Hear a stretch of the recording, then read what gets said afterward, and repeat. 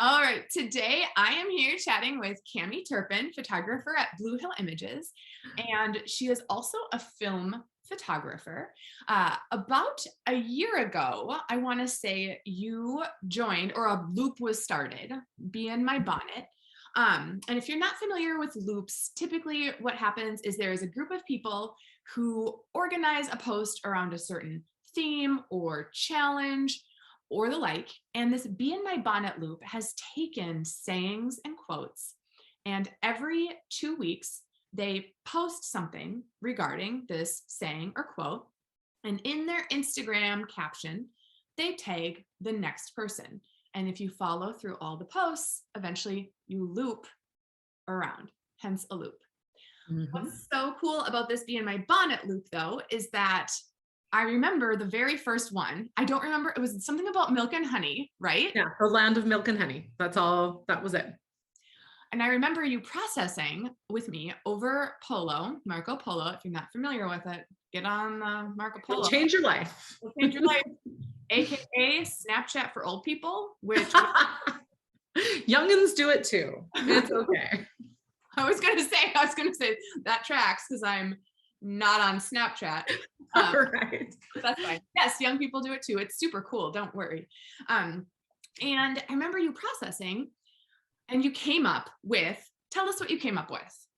Okay, so that one was tricky because I was trying to tell a story kind of Utah and living here, and kind of some changes that I've had about my anyway, it's the whole big story, but the whole point was that Utah was part of it.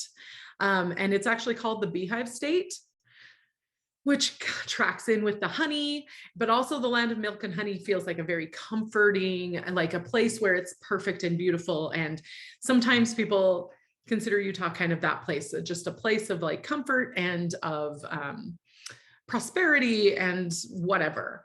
But I felt like that kind of idea of Utah being a safe space for me was feeling kind of dripping through my fingers, like it was going away. And so I thought of the idea of just having milk and honey dripping through my fingers, but I needed Utah to be part of it.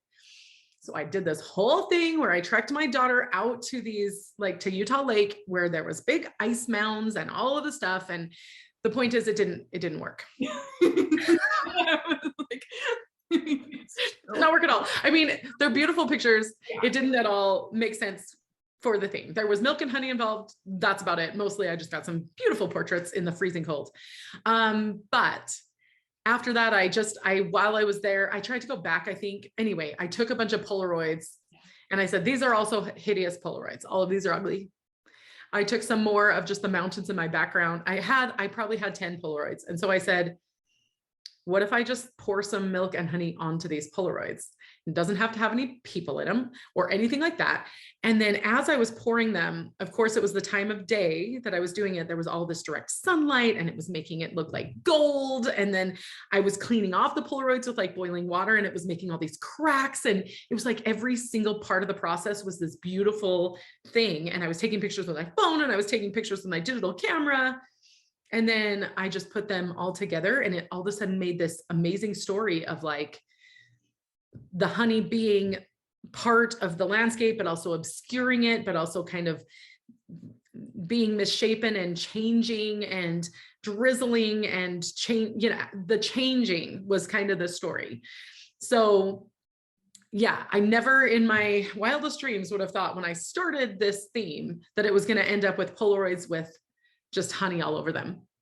And I actually was really, really nervous to post it because I just thought they had told me this loop was for fine art photographers. And I was like, have you met me?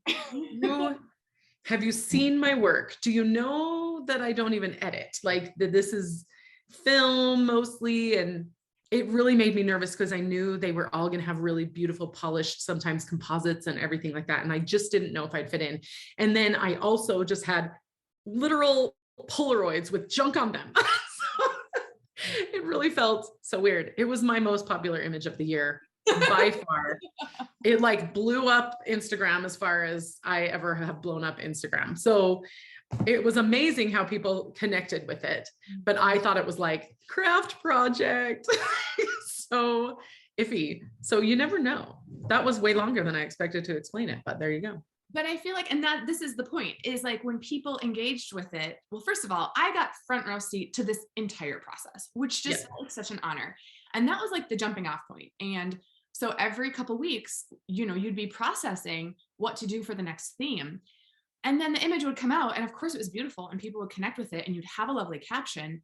But as we have discussed, it's the process that is so much more even than the final product. And I think when the process means so much, people do end up connecting more with the final product without knowing the backstory. And a few weeks ago, there was an opening for the loop and Cami invited me and I was very excited because we've been processing these for a year. And I know you've said you should just join in like and do them in tandem. Yeah, do it without being part of the loop or whatever. Which, oh, well, so much better. An actual assignment because I loved that idea. It was a really great idea in theory, and I should have done it, but I needed a due date.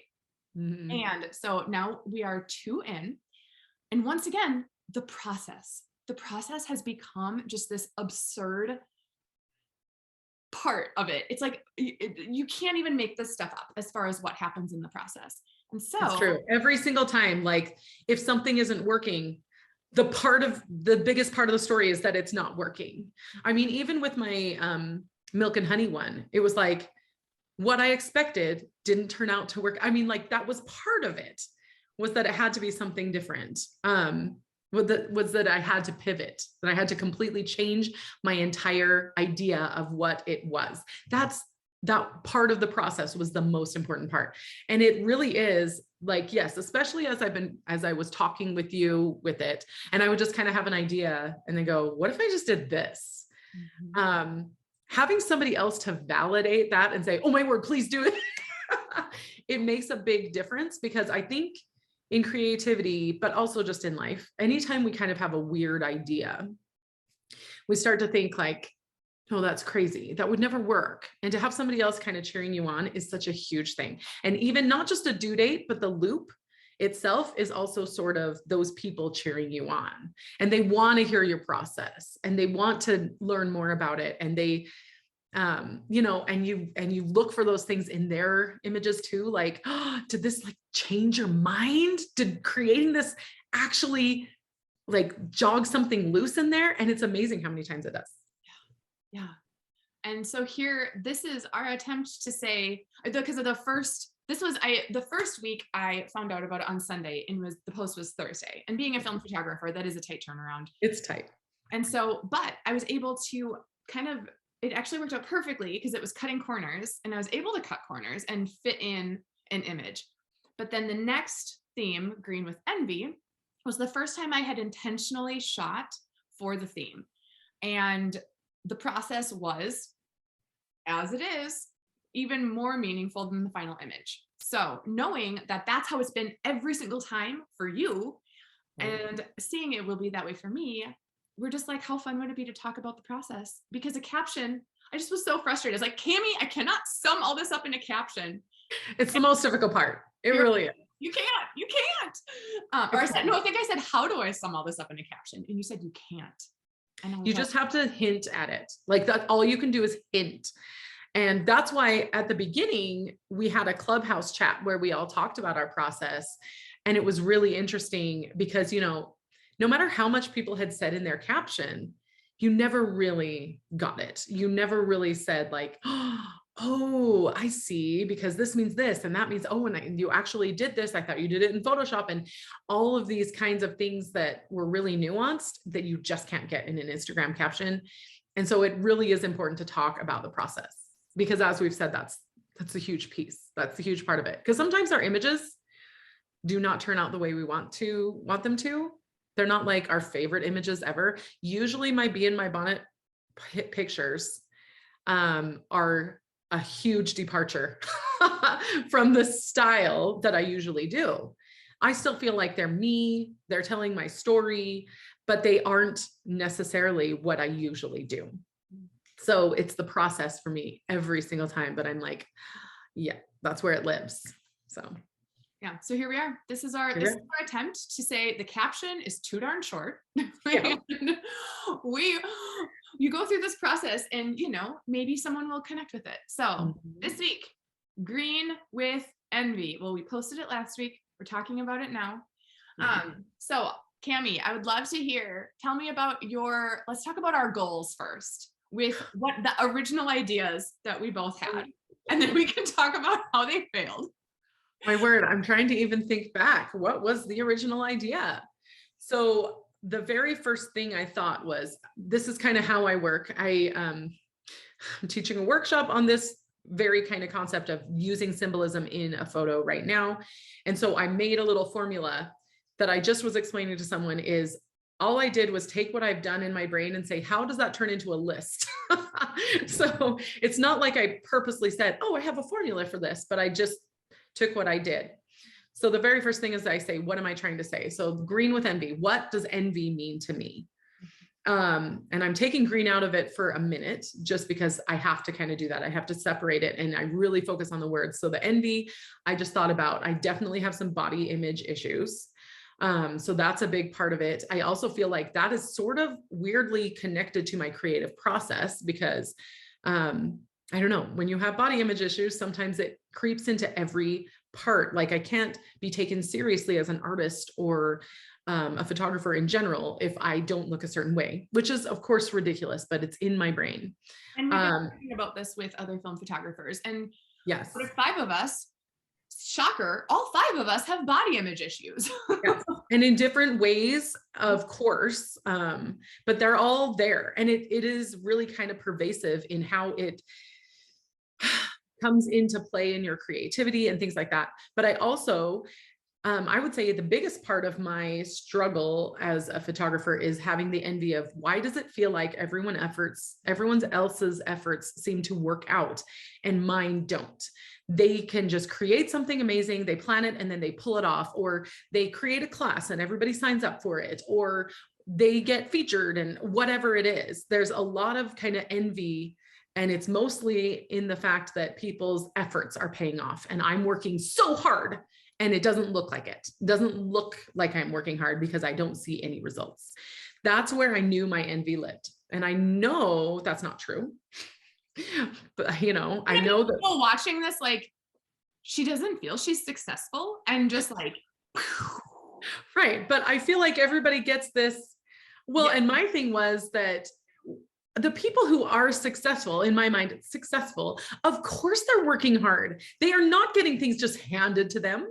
And it's true that, well, especially with body image, it's true that sometimes people just have nice skinny bodies and they aren't actually doing anything. So that really does drive home the fact that, like, I'm actually exercising and eating right, and somehow my efforts aren't paying off. So in my brain, again, my body image issues and insecurities have gone into how I see success in creativity and in business and all of those things. And I think, see, those people are getting those handed to them. They're just naturally good at this. They're whatever. So anyway, again, I know it's not true, but this is part of the green with envy, is to work through this whole thing and to say, to confront your insecurities. And so that was it, is confront my insecurities. That was the whole process. This is kind of embarrassing it's hard to talk about, but because there was such a visceral idea of the thing I'm most insecure about is my body, I decided to shoot some nudes. And that was extremely difficult.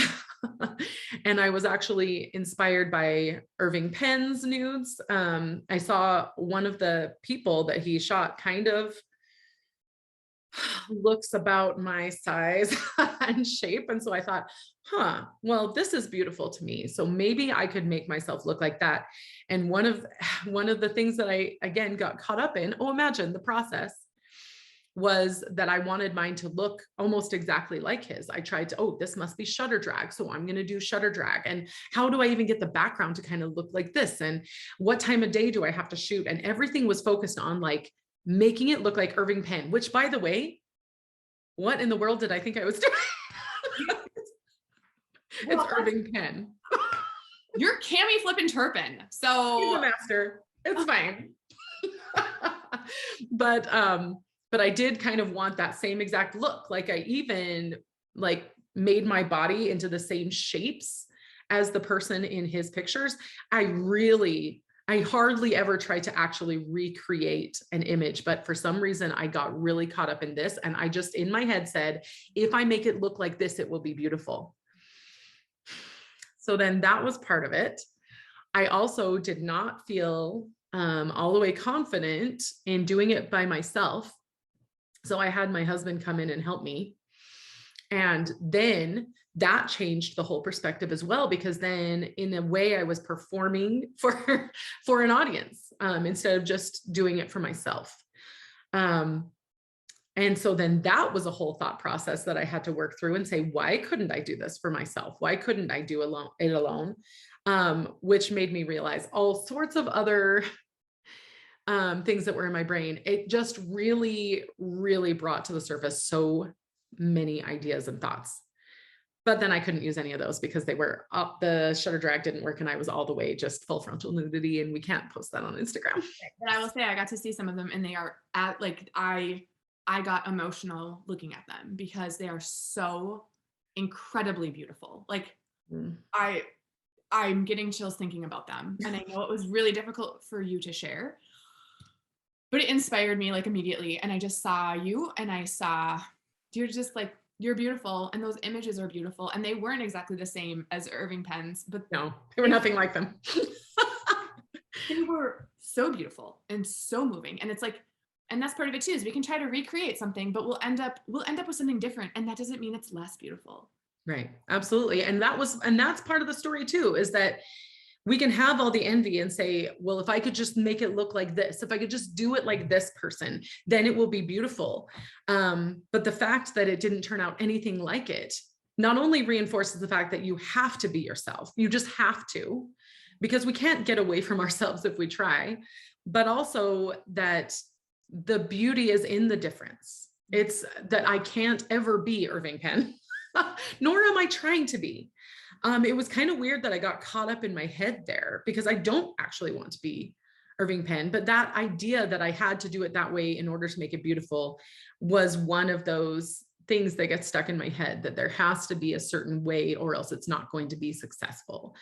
But I do know, yes, I showed them to you, and I'm glad, because the conversations that we had after that were where I really did process through a lot of the things that went into it that I didn't even realize, because most of that's, I think, most of the realizations happen after, right? Or in the process.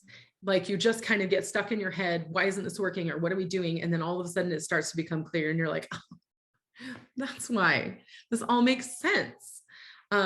And so just having someone to talk through, yes, the process of, well, I'm going to try this, but also talk through the results. And we're going to talk a lot about that when we get to your image. But the next part was very difficult for me too. I don't want to talk too much. I could go on forever, but the next part was very difficult because I tried to reshoot and make it somehow different. Like, how do I obscure my body so that it's enough? And then also that will be interesting because it's like distorted body image. And I tried to kind of change the whole thing. I shot a whole roll. My idea this time was to cross process the black and white film so that it turned kind of green, because that's what Amy's did. And so I was green with envy about her green pictures that were cross-processed. And so I just thought, oh yeah, that'll be perfect. And when I did the cross processing, it just erased the entire roll. So I had done all of that. Is it that it was I've never done 120. Is it 120? Is it the ISO? Or the acros? Right. We don't know is the thing. So. Yeah, we don't know. But that was also important, that like, if you try to do something exactly like someone else, sometimes it won't work, because it's just, you're a different person and you're doing something different. It's a different stock or whatever. And I'm a little bit sad that I don't have those images, but I am not too worried about it because I always knew it was a risk. And I do think that this is one of the things that we should really emphasize here, is that you have to be willing to take these risks, or else you just don't get anywhere really. I don't want to say you never get anywhere really meaningful. Sometimes you can be very controlled and precise, and you still get somewhere beautiful. But to me, the risk taking is extremely important for growth. So the fact that I knew that I could possibly lose the entire roll, I wasn't even surprised because I kind of saw all of the emulsion coming out with the chemicals. And I was like, this is going to be blank. And I pulled it out and I was like, yep, totally blank roll. But that was important also because I had to say, I have to use these other images that I'm scared of using, and I have to figure out a way to use them. And so then I did use my Polaroid lab. I printed some out. I tried to dip several different things. I tried emulsion transfer and like distorted it that way. I tried doing a transparency because I had 3 prints. And so I was like, oh, good, I have some room to play here. And when I did the transparency and I lifted it up off of the counter, I saw the reflection, and it was, I mean, not the reflection, but the, you know, the light shined through it. And then there was a projection on the counter. And I was like, ooh, oh, hey, that's interesting. Because I had been trying to paint them and it wasn't really working. And so then I put it onto a green gel, just a light gel. And I thought, now it's going to be green and projection. So then that brings back the green, and I obscured the parts of me that I'm most insecure about, but also making it appropriate for Instagram. And then I tried some different things, just projecting it onto the wall. And in this part was really interesting because I had to say, like, which part do I focus on? Do I change my aperture so that everything's in focus? This part kind of looks like a blob if I do this, but this part really shows this in focus, and it's like super glaring. And anyway, I tried several things. And when I got them all onto my computer to look at it, I knew exactly which one worked to tell the whole story. I mean, I had different ones where there was 2 projections, and it was difficult to do, just to even like figure out how to get it to stand up so that I could project it against the wall. I mean, it was whenever it's a mixed media thing for me, there's a lot of surprises that I'm not expecting because I don't do mixed media all the time. And so it's always an experiment. It's always something new. Anyway, the one that I ended up with, having just kind of, I had opened up and I turned it backwards so you could really see like the silver inside of the Polaroid. And then the green is really strong and bright of the paint that I obscured my parts that I'm insecure about. And so that whole thing is very clear, like this, the way I see myself. But then the projection is even more distorted. And all of a sudden you see the parts that I'm most insecure about look shapeless and distorted and especially weird. And you can't even tell what I look like anymore. And suddenly that's not me.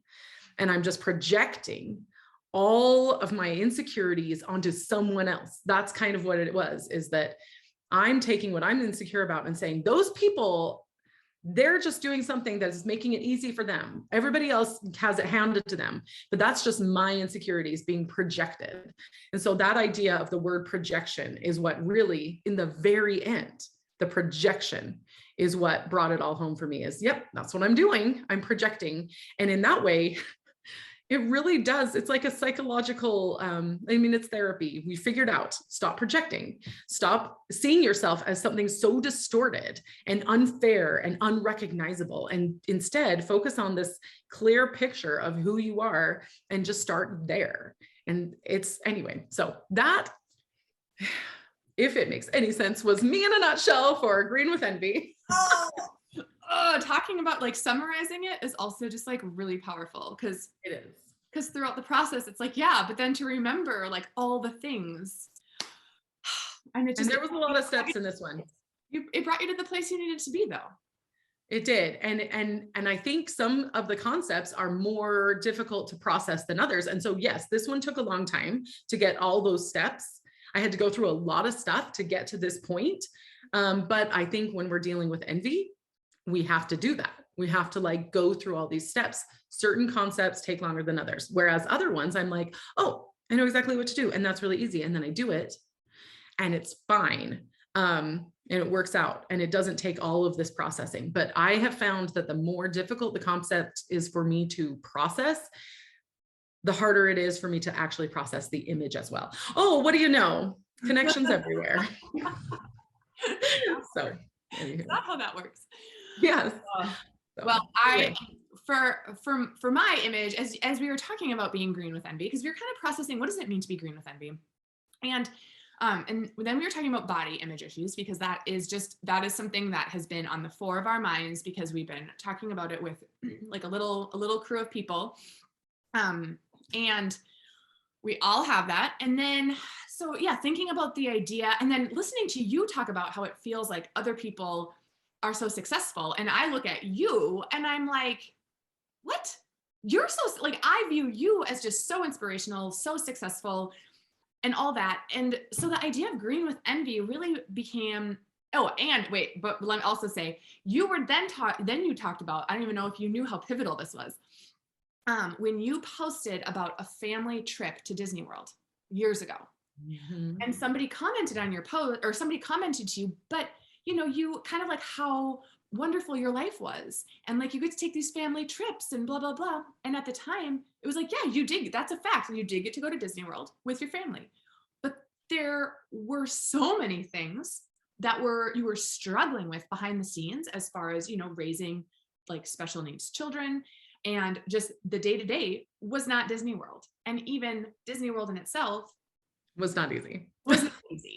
Right. I had said, see you later. This stupid year was horrible. I'm not happy. I'm glad to see it go. And they were like, what are you talking about? You had an amazing year. Look at all your trips.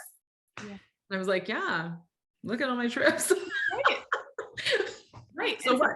And it just brought to mind how social media, we post, and not that there's anything wrong with posting your trips, but the problem is, and for many reasons, like we don't post about the day-to-day struggles because it's not necessarily the forum to post about all the struggles. Now, I think you and I probably post about our struggles more than other people do. So we're pretty honest. Yes. we're pretty open. We don't keep things close to the chest. We're pretty, the filter is, it's gone. Get the filter back on. Yeah. But it's like, yeah, like here you're just putting out these trips and not trying to even put on this air of perfection or hide the imperfections. And yet somebody else approached that and just saw something that it sounds like they were envious of. You had this, in their eyes, you had this wonderful, perfect year.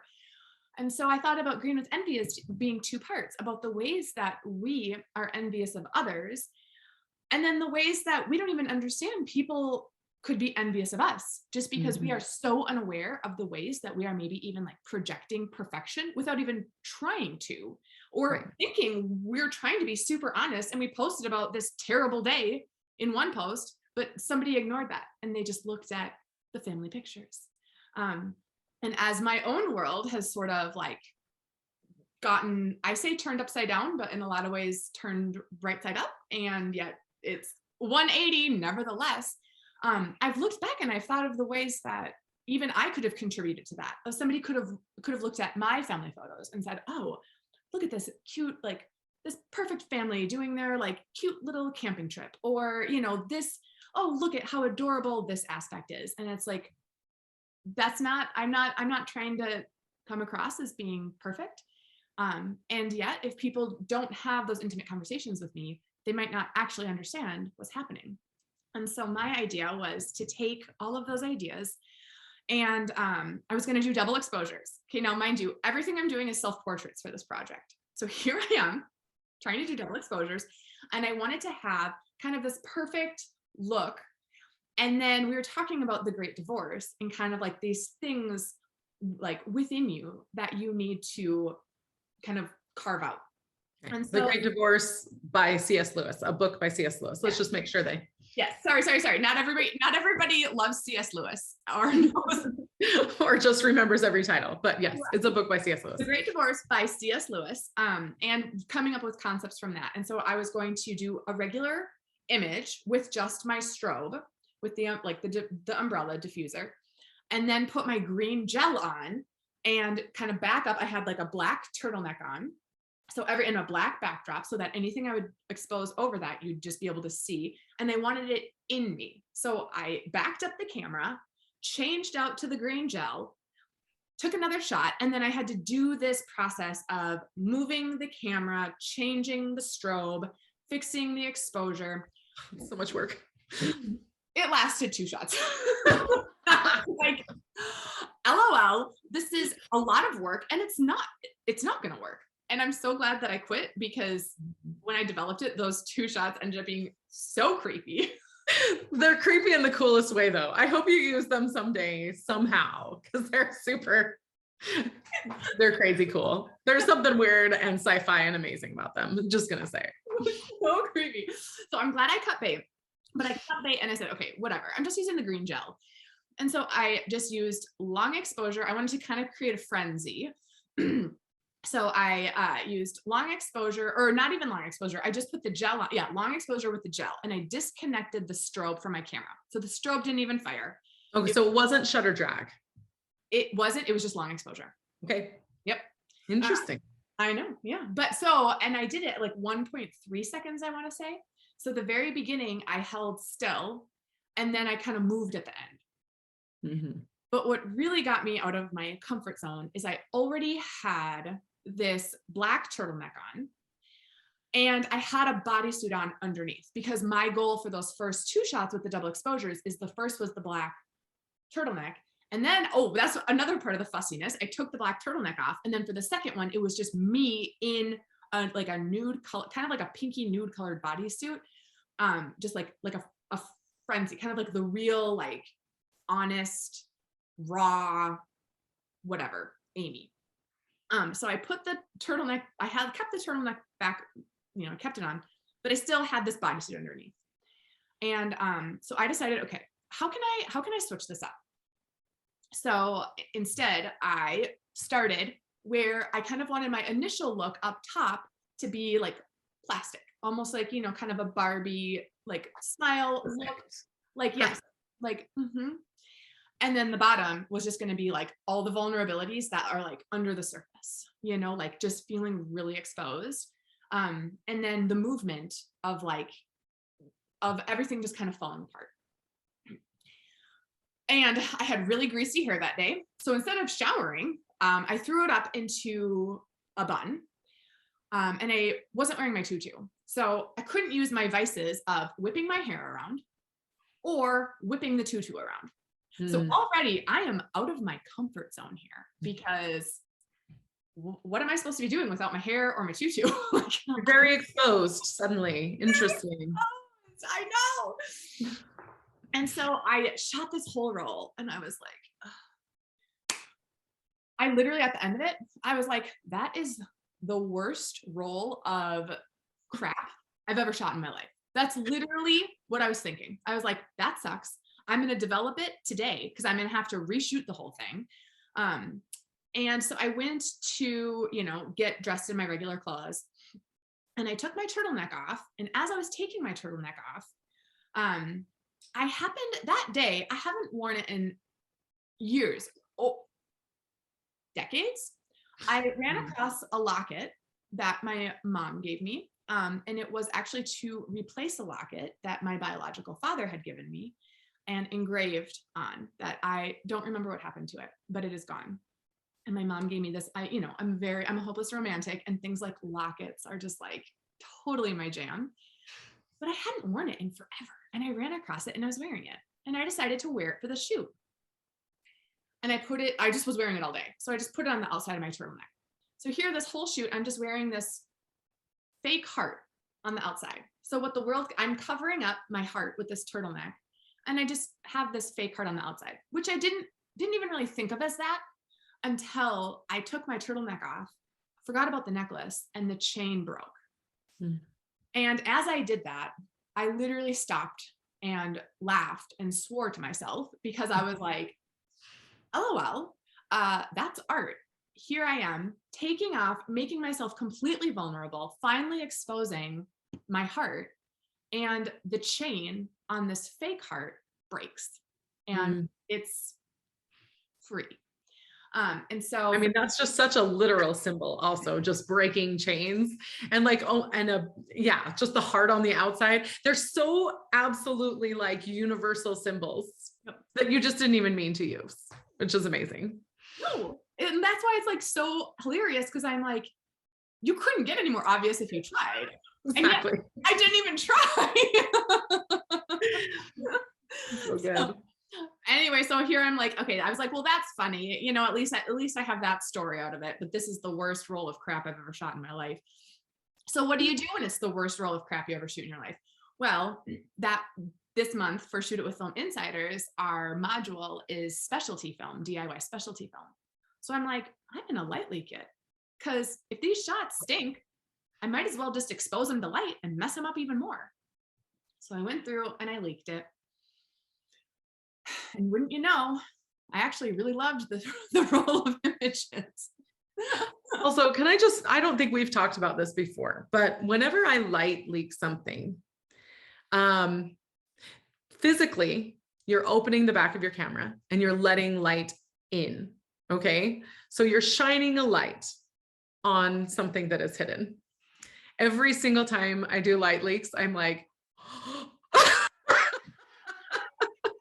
it's just, again, such a completely obvious symbol of shining a light on something that we don't want to see, which fits exactly in with what you were doing. Yeah. It gave it more color. It gave it a little bit of chance. You had to trust. Yeah. And in trusting, by opening yourself up and letting the light shine in on those insecurities and all of your confusion and all of your wondering about that, it just made it all more clear and beautiful and work out perfectly. It's just all I'm saying. That's all. That is amazing. I didn't even think of it in my mind I didn't even think of that part. But as you were saying it, it's like, and you're also doing the thing you're told not to do, right? Exactly. Like exposing your film to light in that way is like not what you should be doing. Because you want to protect it. Yeah. Just like we want to protect our insides by putting a turtleneck over our real heart or whatever. Like we don't naturally want to open ourselves up to scrutiny. And what did we do? Opened up the back of our film and let the light in. I mean, it's the ultimate amount of trust and it's the ultimate like risk. So, I mean, it works in lots of themes because I feel like that theme comes up a lot where we have to open ourselves up. But it can be something really good and it also can be something negative. You know, it can also ruin our film. It can literally ruin your film. Legit make it a blank roll like I just had. So okay, that's also fair. I will say I have never regretted light leaking a roll of film. Me neither. Ever. And this one, then when I was trying to weed through the images, and the image I chose is you can just barely see. It's funny how you can barely see the green on everything. And it's probably because I didn't use the strobe, probably because it was just the model light. So it was more of a light, maybe. It's a yellowy light. So then you have turquoisey sort of ambient light. Exactly. Yeah. So this image, you can see the green on my face, which is interesting that you can see it, you know, on the part that like that you want it to be plastic. You want to be right. Plastic. You can actually kind of see a little bit of the gold heart. And my bottom that's exposed is perfectly covered with this like red light leak where it's just sweeping right over my body. Over the part I wanted to, you know, that the part that's supposed to be the vulnerable, like you want it hidden. And so what do we, I guess I hadn't analyzed that yet. What do we think about the fact that the red, you know, complementary to green is perfectly covering? Right. Well, I don't even think of it as covering. I thought of it more like, because I know it should be said that you showed me all of the pictures and said, crap, crap, crap, crap. This is all crap. The only thing redeeming about it is the light leak. And even so, it's crap. And I was like, what are you talking about? They're amazing. So sleep on it and come back to it the next morning. And guess what? Cami Turpin was right. We just had a little initial scan disappointment. It's fine. But I did think, yes, it played a role. The light leak played a role in just creating that sort of chaos feeling, because I do know that you didn't feel like there was enough of the drag, like there was enough of the movement. So if you didn't have that light leak, you wouldn't have the movement. So just technically, the light leak added to that feeling of chaos and vulnerability, and like the stuff that you don't see is messier than the stuff that's on top that's nice and clean. So to me, I just saw the technical, like, oh yes, it fixed it. It got it. Like you got it down there. Now it's like this big turmoil. And even just the red being like the vulnerability that feels like, you know, blood or life, or just kind of like embarrassment, you know, the things you're embarrassed about, because my face always gets red if I'm embarrassed. So, and the fact that it's a complementary color to green is just like exactly perfect. It's just an opposite. It's just all the dichotomy is in there. It really brought home to me that story, I guess. Yeah, and it was wild because that roll, I got rainbow light leaks. I think you were even like, what did you do? I really thought you shot through something. I got like a blue streaks, and like it was, so the fact that it was red, it's not like, oh, that was a given because that was the light leak color. It's like, no, I got frames that were not. Right. That were not red. Right. So, well, crazy. Next. I've never seen light leaks like it. I was like, how'd you do that? I'm like, how do I do that again? I mean, because light leaks sometimes don't turn colorful at all. Sometimes they're just white, you know.